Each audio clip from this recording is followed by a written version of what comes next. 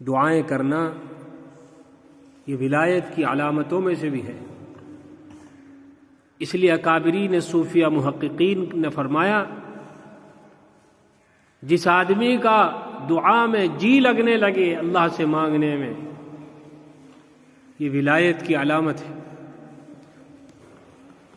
اور جس آدمی کا دعا میں جی نہ لگے، دعائیں مانگنے میں جی نہ لگے، فرمایا وہ اپنے ایمان کو ٹٹولے، کہ ایمان ہے یہ نکل گئے۔ اس لیے دعاؤں پر یقین ہو۔ حضرت علی مرتضیٰ رضی اللہ عنہ فرماتے ہیں کہ تمام دعائیں رکی رہتی ہیں جب تک رسول کریم صلی اللہ علیہ وسلم اور آپ صلی اللہ علیہ وسلم کی آل پر درود نہ پڑھو۔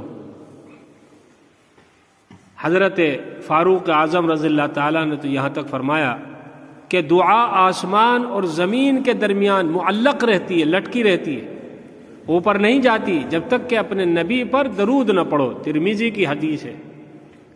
اس لیے دعا سے پہلے اللہ کی تعریف بیان کرنا اور درود شریف پڑھنا یہ قبولیتی دعا کا ایک اہم ترین سبب ہے۔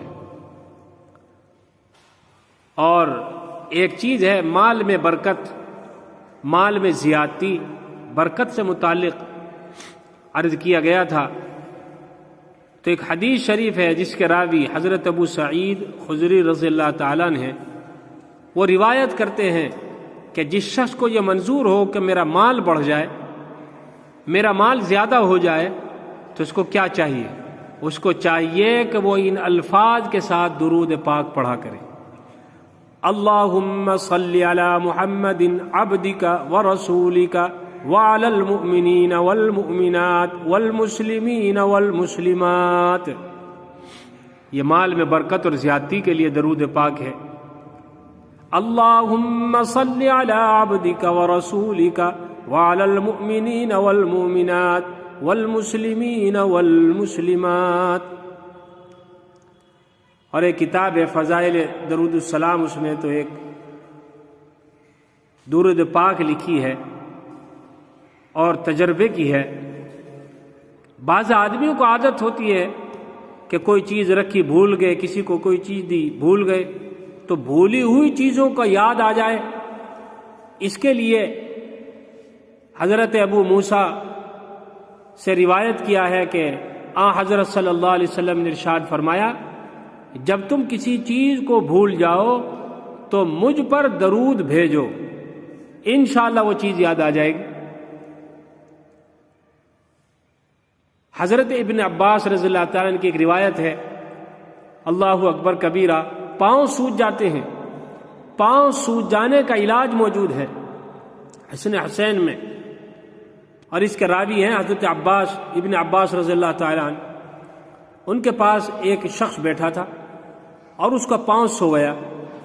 اب سونے میں تو بہت ساری چیزیں کرتے ہیں، ہم چھوٹے چھوٹے سے تھے تو ایک مرتبہ پیر سو گیا، تو ایک عورت کہنے لگی اس پیر پر اپنا نام لکھ لو، ٹھیک ہو جائے گا۔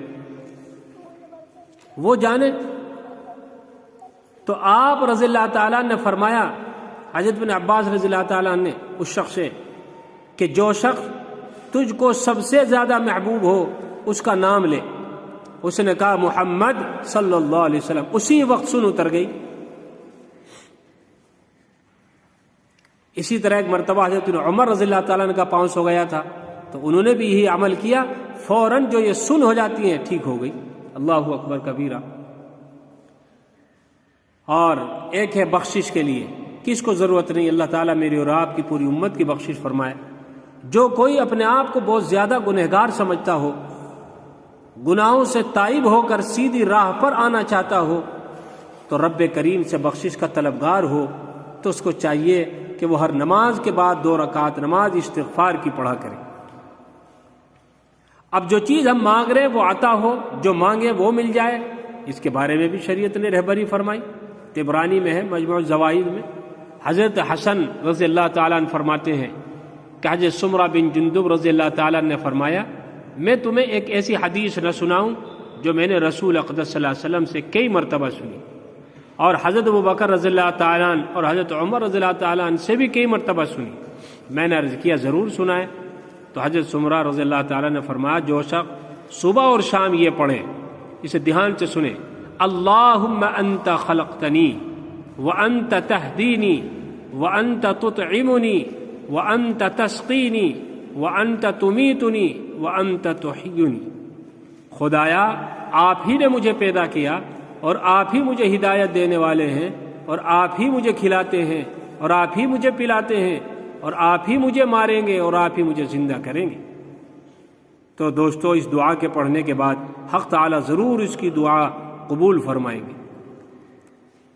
اور ایک اور حدیث شریف میں ہے، حضور اقدس صلی اللہ علیہ وسلم نے حضرت عوف بن مالک رضی اللہ تعالیٰ عنہ کو مصیبت سے نجات اور ان کا جو مقصد تھا اس کے حصول کے لیے تلقین فرمائی تھی کہ کثرت کے ساتھ یہ پڑھا کریں، لا حول ولا قوت الا باللہ العلی العظیم، لا حول ولا قوت الا باللہ العلی العظیم۔ اس کا ترجمہ یہ ہے کہ گناہوں سے بچنے اور نیکی پر لگنے کی طاقت صرف اس عظیم بلند پر ذات کی طرف سے ہے۔ حضرت مجدد الفسانی رحمۃ اللہ علیہ کی قبر پر رحمت فرمایا کہ دینی اور دنیاوی ہر قسم کے مصائب اور مضرسوں سے بچنے اور منافع و مقاصد کو حاصل کرنے کے لیے اس کلمے کی کثرت بہت ہی مجرب عمل ہے، اور اس کو کثرت کی مقدار حضرت مجدد رحمۃ اللہ علیہ نے یہ بتلائی کہ روزانہ 500 مرتبہ یہ پڑھا کریں، اور ہر 100 مرتبہ درود شریف اس کے ساتھ اول آخر میں پڑھ کر اپنے مقصد کے لیے دعا کریں، انشاءاللہ تعالی مصائب سے نجات ہوگی۔ اس لیے دعاؤں سے محبت ہو، دعاؤں کی طرف ہمارا ذہن کو مائل ہونا چاہیے۔ اس لیے کسی بزرگ نے خوب فرمایا ہے، درد بڑھتا گیا دواؤں سے، درد بڑھتا گیا دواؤں سے، زندگی مل گئی دعاؤں سے۔ اللہ تعالیٰ دعاؤں پر یقین اور اس پر پڑھنے کی توفیق نصیب فرمائے۔